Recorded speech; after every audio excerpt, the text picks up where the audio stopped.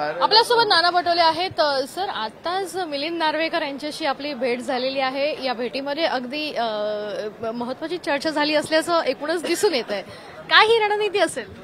महाविकास आघाडीचे आमचे ते उमेदवार आहेत, त्याच्यामुळे विधान परिषदेची निवडणूक 12 तारखेला आहे। जयंत पाटील शेकापचे आणि मिलिंद नार्वेकर आणि आमच्या सातोताई असे 3 आमचे उमेदवार आहेत।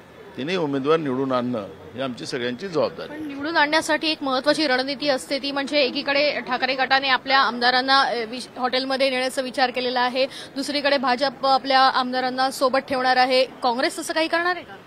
आमचे प्रभारी 11 तारखेला येतात आहेत। 11 तारखेला ऑलरेडी आम्ही सगळे एकत्रित बसणार आहोत आमदारांच्या बरोबर, प्रभारी आहे, तर त्यामुळे त्या दिवशी आम्ही फक्त राहू। पण असं वाटतं की पुन्हा मतं जी आहेत ती विभागली जातील, कारण ज्या पद्धतीनं 2022ला मतं फुटली होती अशी भीती पुन्हा एकदा व्यक्त केली जाते? आम्हाला कुठली भीती नाही। आमचे सगळे आमदार एकदम व्यवस्थित आहे आणि सगळे मत पक्षाच्या आदेशाप्रमाणे करतील। रणनीती महाविकास आघाडीची पूर्णपणे झालेली आहे? बिलकुल झालेली आहे। नाना, मग दुसरा प्रश्न असा आहे की 48 तास उलटून गेले तरी हिट अँड रन प्रकरणातला आरोपी अजून ताब्यात आलेला नाहीये, त्याच्यामुळे नाराजी निश्चितच बघायला मिळत आहे, कारण घटना वाढत चाललेल्या आहेत हिट अँड रनच्या। सरकार या सगळ्या आरोपींना पाठीशी घालताना आपण पाहतोय। काही लोकांना बेलवर सोडवलं आतापर्यंत झालेल्या घटनेमध्ये, आणि ड्रग मोठ्या प्रमाणातून गुजरातमधून महाराष्ट्रात आणण्याचं काम सुरू आहे। नवीन पिढी सगळी ड्रगमध्ये, पबमध्ये जाऊन ड्रगमध्ये डुबताय अशा आपण चित्र पाहतोय। शाळा कॉलेजमध्ये सुद्धा ड्रग मिळते आहे, अशा पद्धतीच्या तक्रारी मोठ्या प्रमाणात येतात आहेत। याचाच अर्थ की महाराष्ट्रातलं सरकार व्यसनाधीन नवीन पिढी तयार करते, आणि त्याचे परिणाम असे आहेत की आज राज्यामध्ये मोठ्या प्रमाणात या पद्धतीचे ॲक्सिडेंट दारू या ड्रग पिऊन हे वाढताना आपण पाहतोय।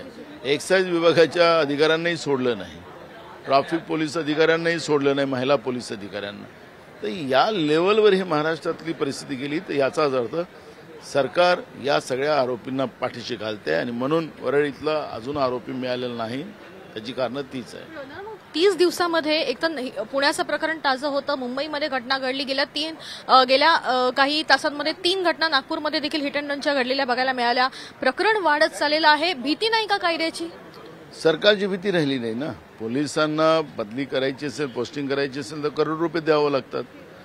तर करोड रुपये दिल्यानंतर त्यांना जेवढे काही अड्डे चालवता येतील तेवढे ते चालवतील।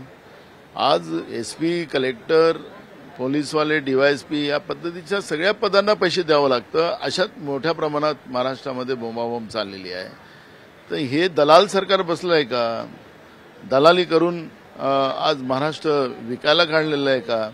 हे सगळे प्रश्न या निमित्तानं आपल्याला पाहायला मिळतात। पण एकीकडे जर बघितलं तर हिट अँड रन प्रकरणामध्ये काही आरोपींना जे आहे ते सरकारचं पाठबळ आहे असं देखील दिसून आलेलं आहे। जसं का आता जो उपनेता पकडलेला आहे शिवसेनेचा आहे, तुम्हाला वाटतं याच्यामध्ये कुठेतरी हस्तक्षेप बघायला मिळतोय?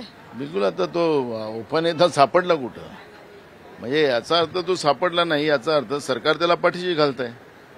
तो सत्ता पक्षाचा माणूस आहे, याचा अर्थ सरकार या सगळ्या घटनेच्या पाठीशी आहे, आणि म्हणून बिनधास्त या पद्धतीनं वागणारी जी व्यवस्था आहे, पब व्यवस्था, ड्रग व्यवस्था, ही महाराष्ट्रामध्ये फोफवते, आणि त्याचे परिणाम राज्यातल्या सर्वसामान्य जनतेला भोगावं लागते। नानाभाऊ, एकीकडे जर आपण बघितलं तर राज्यामध्ये अजूनही मराठा OBC वाद जो आहे तो शिगेला पेटलेला बघायला मिळत आहे। 13 तारीख खरं तर जरांगे पाटील यांनी दिली होती, जी जवळ आली आहे, मात्र अजूनही ठोस निर्णय कुठला होताना दिसून येत नाहीये। हे सरकार जाणून बुजून हे सगळे प्रश्न चिघळवत आहे। आम्ही या सरकारला मागच्या वेळेसही सांगितलं की आपण याच्यामध्ये सेन्सेस जो आहे केंद्र सरकारला सांगा, आणि जे मर्यादा आहेत ते वाढवण्यासाठी केंद्र सरकारला सांगा, पण सरकार त्याच्यामध्ये पुढे यायलाच तयार नाही।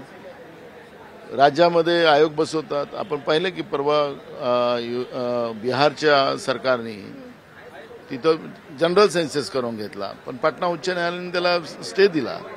याचाच अर्थ की जे काँग्रेसच्या वतीनं सातत्यानं सांगताय हो की केंद्राच्या सरकारने राष्ट्रीय सेन्सेस केला पाहिजे, तोच खऱ्या अर्थानं कायदेशीर आहे, पण केंद्रातलं सरकार जातीने जनगणना करायला तयार नाही। केंद्राचं सरकार मर्यादा आरक्षणाच्या वाढवायला तयार नाही। त्यामुळे या सगळ्या प्रश्नाचं मूळ जे आहे नरेंद्र मोदीचं सरकारच आहे. आणि पण महाराष्ट्रातलं भाजप प्रणित एकनाथ शिंदेचं जे सरकार आहे हे राज्यामध्ये मराठा आणि ओबीसी वाद निर्माण करून दोन समूहाला भांडवल ठेवण्याचं काम जे करत आहे ते दोन्ही समाजाच्या लोकांनी हे गोष्टी समजलेल्या आहेत. आमच्याशी बातचीत केल्याबद्दल तर आपण बघतो की या ठिकाणी जे आहे ते नाना पटोले यांनी स्पष्ट केलेलं आहे की मराठा आणि ओबीसी हे वाद मुद्दाम पेटवले जात आहेत जेणेकरून त्याचा राजकीय फायदा उचलता येईल. दुसरीकडे त्यांनी हेही व्यक्त केलेलं आहे की हिट अँड रन प्रकरणात खरं तर मोठ्या प्रमाणात वाढ होती, मात्र कायद्याचं भय कुणालाही नाहीये असं देखील स्पष्टीकरण या ठिकाणी नाना पटोले यांनी दिलेलं बघायला मिळत आहे. कॅमेरा पर्सन गणेशसह वैदेही काणेकर, साम टीव्ही न्यूज, मुंबई. देश विदेशातील प्रत्येक घडामोडींचे लाईव्ह अपडेट मिळवण्यासाठी आता साम टीव्हीच्या सर्व सोशल मीडिया प्लॅटफॉर्मला लाईक, फॉलो आणि सबस्क्राईब करा. तसंच सर्व नोटिफिकेशनसाठी बेल आयकॉन प्रेस करायला विसरू नका.